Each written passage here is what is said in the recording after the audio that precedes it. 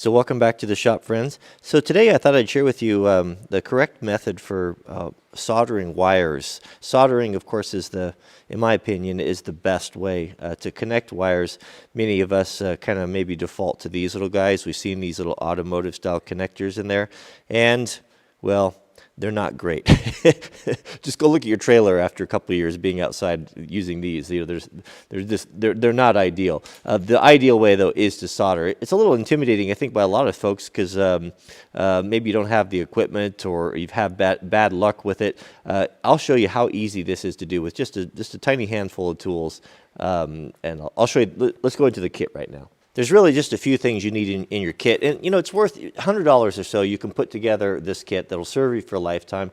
You'll be able to repair electronics and different things that oftentimes we just throw it away because it's not worth the trouble of trying to find someone to fix it, you know, little things that come loose. I think it's worth it. So yeah, just get yourself a soldering gun. You don't have to get anything fancy. Just these Wellers are good. They're probably in the, I don't know, $40 range, not very much. You want some rosin paste flux.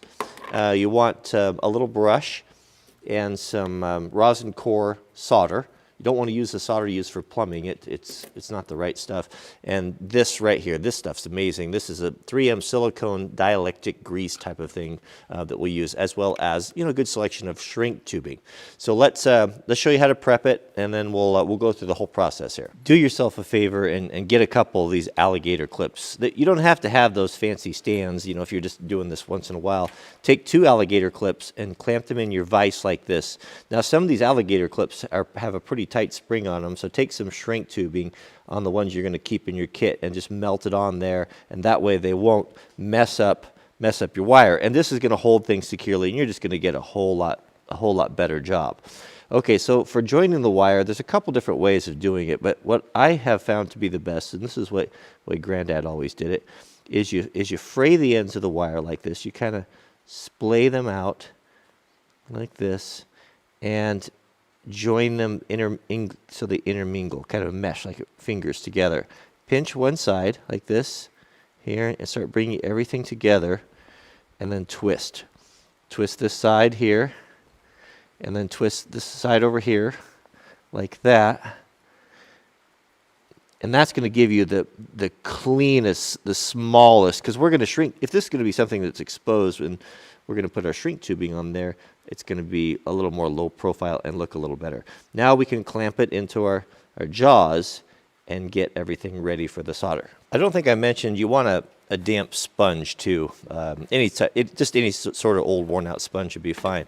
Now with everything ready, you're going to take your rosin flux, right? And we're going to apply that on there like that. So just coat that on there, and that's going to help that solder to bind. It probably wouldn't be a bad idea to have heated that up first.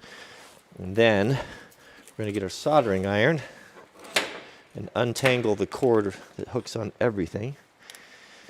Okay, so this shouldn't take long to heat up. So what we're going to do is we're going to put that on there like that, just until that flux starts to melt in, that rosin, and it starts to melt down inside the wires there, right? And then Granddad always said you touch the end of that there to tin it. I don't know why, I just always have. And we're going to heat from the bottom, and we're going to start heating that up until this melts. Now we don't want to touch the solder to the iron.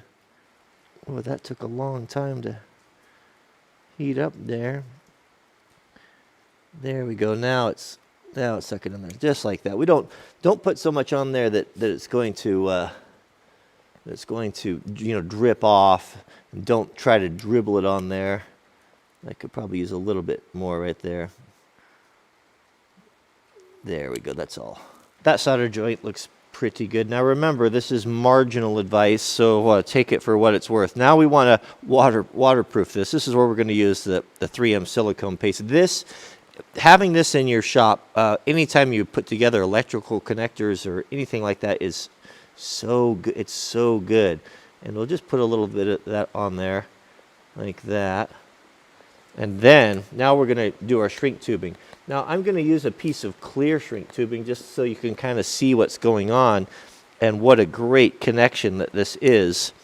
So what we can do here is, once we have that grease on there, now we'll thread our shrink tubing on here like this, and try to be careful when is to hold that, not to scrape all that silicone grease off there, and just place it like that. Now your shrink tape's going to shrink on the ends about 10%. So I'm always pretty liberal with that, and give myself plenty of tubing. Now you can use I'm going to use a heat gun. You don't have to use a heat gun. You can use a lighter. You can use a torch. Problem with the lighter and the torch is if you're not really careful, it will tend to burn the wire in the housing. Start from the middle. You're going to start from the very middle, and you'll see that that's starting to shrink right there. And then work to the outside edges.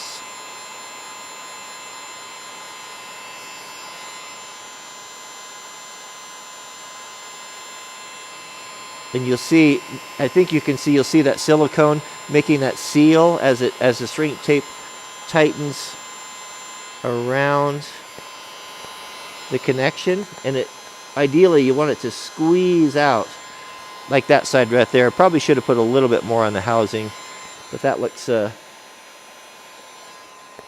looks pretty good right there, actually. Now once that's cool to the touch, you can clean that silicone off there, and you have a really good, as good as you're going to get, a waterproof connection for joining two wires together. That's probably going to be tougher than the wire itself. So that's all there really is to it for connecting those, and that again, that's going to be your best connection. If you can take a little bit more time and you can solder these with a shrink tape instead of using those blue automotive style connectors, you're most likely not going to have to go back and redo your electrical work, especially for stuff that's going to be sitting outside, like trailers, or especially boat trailers, or there's a lot of water and spray on those, and it's pretty hard on electrical stuff. So what I'm going to do, I was going to add, a lot of folks have been asking, what happened to Wrangler Mart? Wrangler Mart was our Amazon affiliate store where I put the things that I like. People often ask, what do you recommend? What do you like for, what's that shirt, or what pocket knife you like, or what camera equipment you're using, and then they shut down the stores. Well, we've got a new one now. They've started a new program, and I will put a link to that down in the subject heading. It's at the WranglerMart.com will go over there. I'm forwarding those addresses. What I'll do is, because I know I'll get a lot of questions about this, I'll do affiliate links. Affiliate links are a way for us to support the channel. If you buy something on Amazon that I feature in the video, we get a small percentage from that, and it helps us to fund the channel. It doesn't cost you any more than what you'd normally buy it for, but it's just a way of helping creators out. So what you're going to want for your electrical kit, just basic stuff, is a soldering iron. I'll put one there that's good quality and not too expensive, and a heat gun. When you're buying a heat gun, make sure you get one that stands on its own, that's got some feet on it. Like this one here will sit like this on your bench. That way you can work on it hands-free. So if you're heating stuff or like that, to have two hands and have it so you don't have to clamp it in the vise is actually pretty nice. So those are the two main things right there. I'll put the flux, the silicone paste. You definitely want some of that. That's a must-have. That's like the WD-40 of electrical work, and solder and shrink tape. If I was going to add to that, I would invest in a pair of good strippers. Wire strippers are very nice. They'll pay for themselves on it if you have a small project, and some good crimpers and nippers, and that's about it. So I'll put together that kit for you on the store. So thanks for watching, and we'll see you guys on the next video.